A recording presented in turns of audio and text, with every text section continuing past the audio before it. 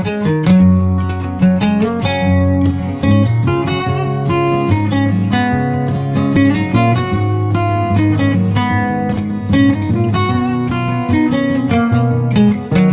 luxurious queens! Today I am back with a tag video, and of course I haven't done it in a long time, and this time round I was tagged by these two beautiful lovely ladies, Danny from Danny O Practical Mommy Loves Luxury and Mary from Lumi Level Up. If you haven't checked out their videos, do pop by their channel and I will leave the links down below for you.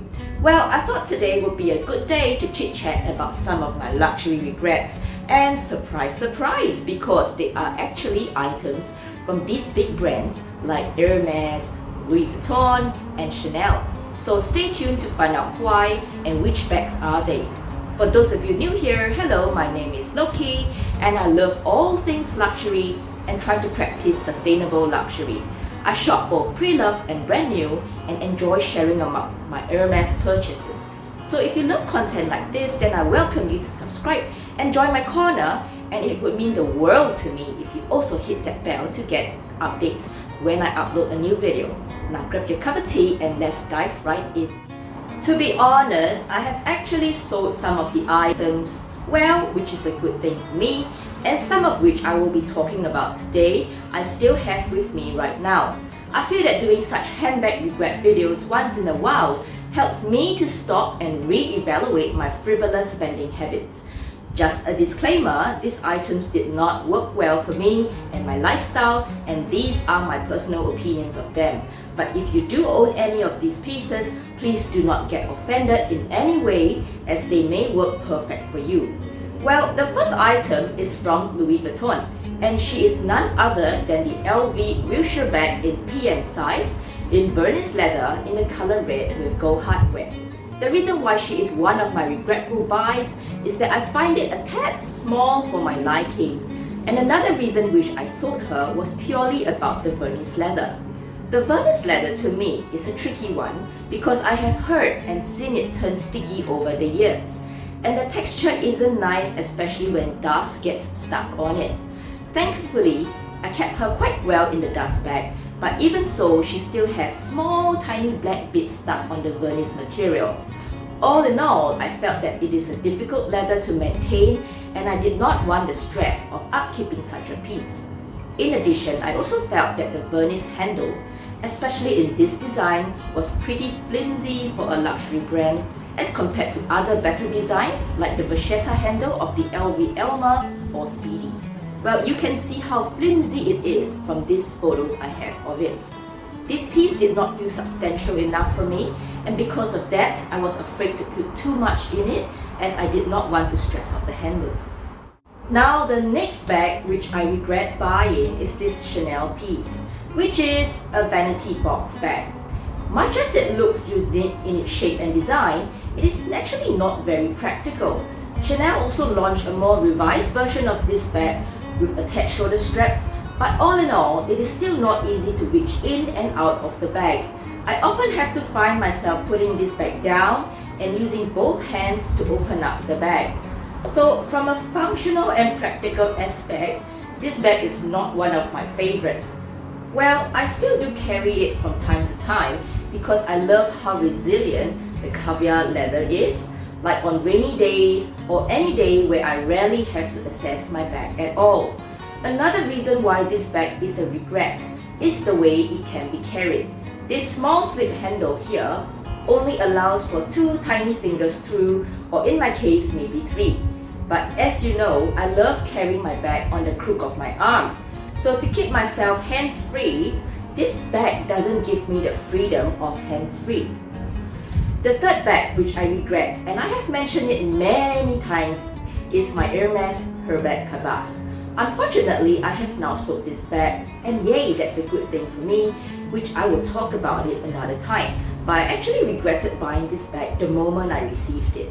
I was a newbie to Hermes at that time and did not read about their canvas types, but the one I received was the softer canvas. Well, I love structured bags for a start, so this soft canvas material did not sit well with me, and I really only brought this bag out once ever since I bought it.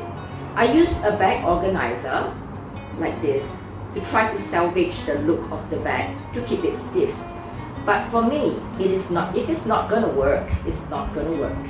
Also, another thing about the tote is the two long shoulder straps. Well, my shoulders are a bit of a slant downwards, so if one handle keeps falling off my shoulder when I carry it, that can be really frustrating and faffy. Now the next luxury regret is this Mule clutch. Well, it isn't exactly a bag, but it still is a designer item. I've owned this Mule clutch for many years now, and I have no solution in preserving the Matalusse leather. As you know, Mule is known for its beautiful Matalusse leather, which is like this quilting texture that you see on the clutch. The beauty of this Matalusse clutch is the puffy texture.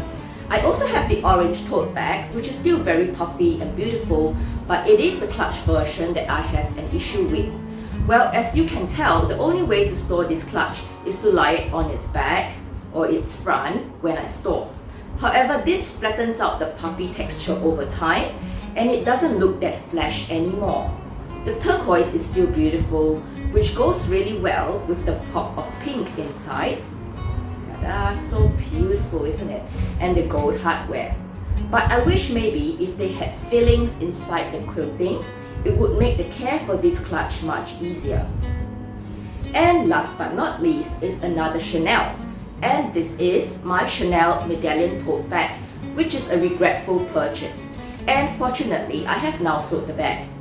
Back when I was much younger, I loved logos. So naturally, I was drawn to this bag with the huge CC logo on the front and the huge zipper CC pull.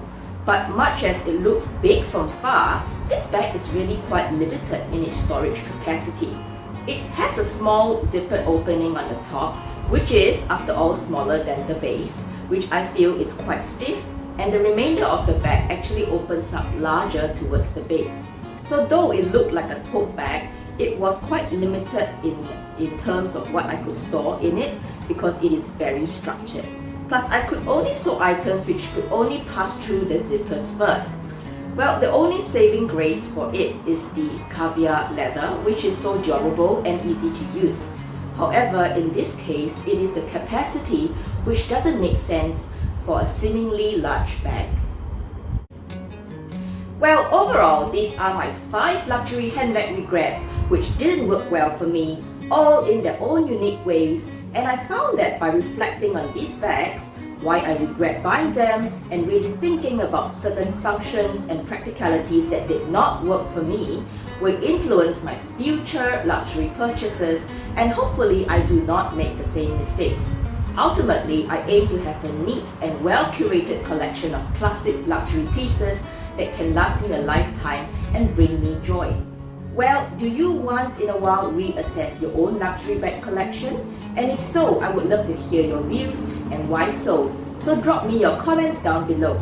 Thank you again for joining me today on Live with Lokie, and I would love if you subscribe to my channel, and I hope to see you around next time because I will be talking about Hermes unicorns. Stay safe and keep warm everyone. Goodbye. Bye.